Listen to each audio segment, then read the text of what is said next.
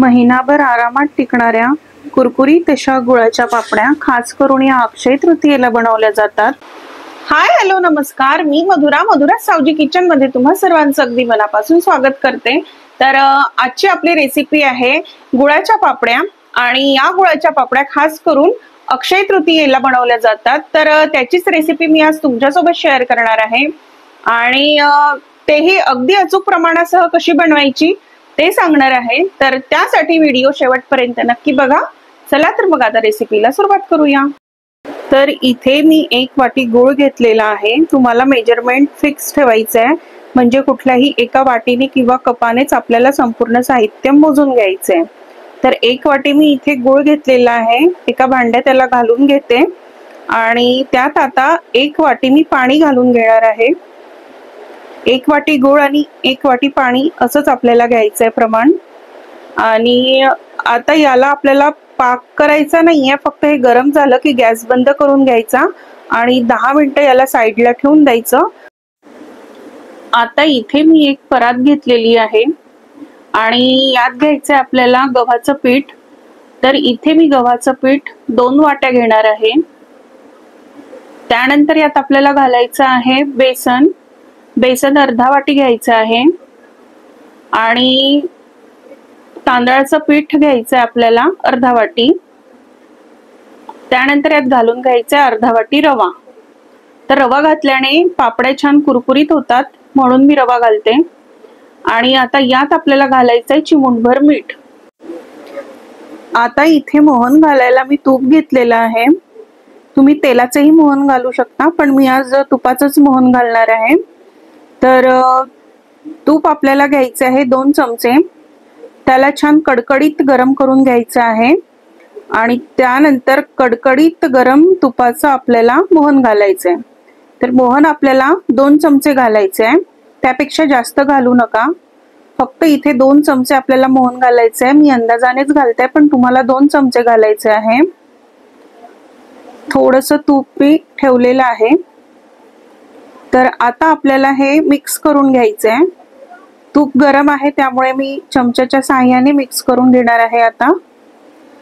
आणि थोडं थंड झालं की मग हाताने याला मिक्स करून घ्यायचं आहे आपल्याला। तर आता थंड झालेलं आहे, तर मी हाताने याला मिक्स करून घेते। मिक्स केल्यानंतर असा लाडू बनवून बघायचा, तो छान बनला की समजायचं की आपलं मोहन परफेक्ट झालेलं आहे। तर आता इथे गुळाचं पाणी तयार झालेलं आहे। गुळ छान वितळलेला आहे। तर आता हे गुळाचं पाणी मी चाळणीने चाळून घेणार आहे, म्हणजे यात जर काही कचरा असेल तर तो निघून जाईल, म्हणून याला एकदा चाळणीने चाळून घ्या। आणि त्यानंतर आपल्याला या गुळाच्या पाण्याने हे पीठ मळून घ्यायचं आहे। तर थोडं थोडं गुळाचं पाणी घालायचं आणि हे पीठ मळून घ्यायचं।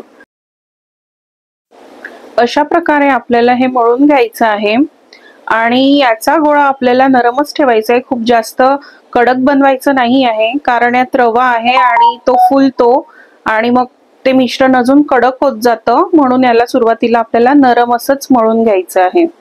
तर आता हे मळून झालंय, याला 15-20 मिनिट आपल्याला साईडला ठेवून द्यायचंय झाकून। तर आता इथे 15-20 मिनिट झालेले आहेत। हा गोळा छान मुरलेला आहे। आता याला एकदा आपण मळून घेऊ आणि आता याचे आपल्याला छोटे छोटे गोळे करून घ्यायचे आहे। लाटण्यासाठी मी इथे गव्हाचं पीठ घेतलेलं आहे।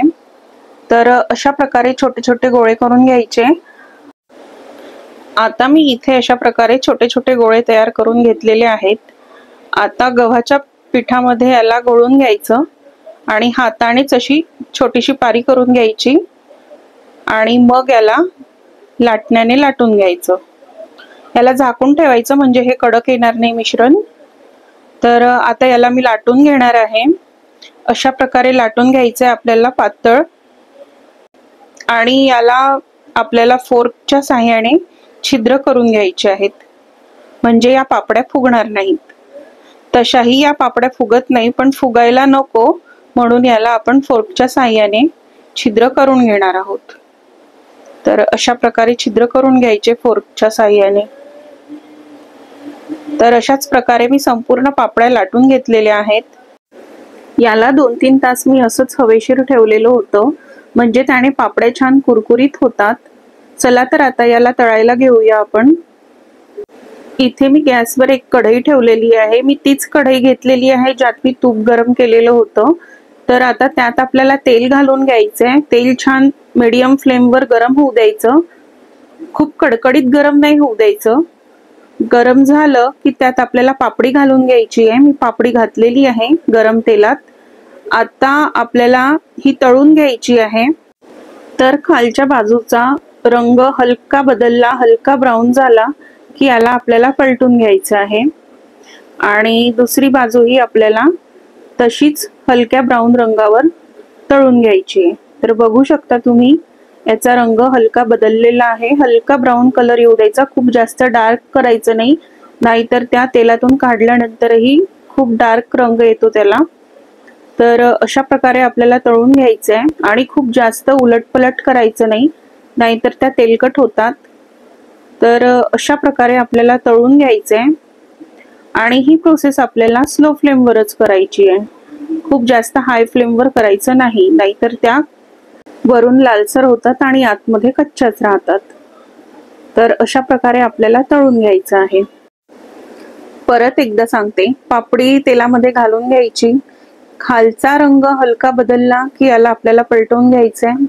रंग बदललेला आहे तर मी याला आता पलटवून घेतलं आणि परत दुसरी बाजू अशाच रंगावर झाली की त्याला आपल्याला काढून घ्यायचंय।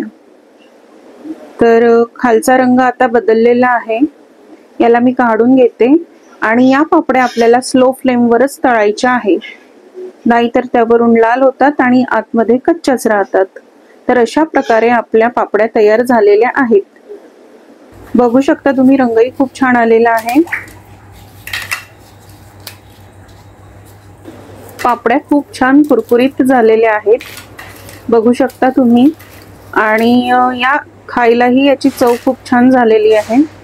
तर तुम्हीही ट्राय करा आणि व्हिडिओ आवडला असेल तर लाईक करा, शेअर करा, कमेंट करा आणि अजूनपर्यंत सबस्क्राईब केलं नसेल तर सबस्क्राईब करा।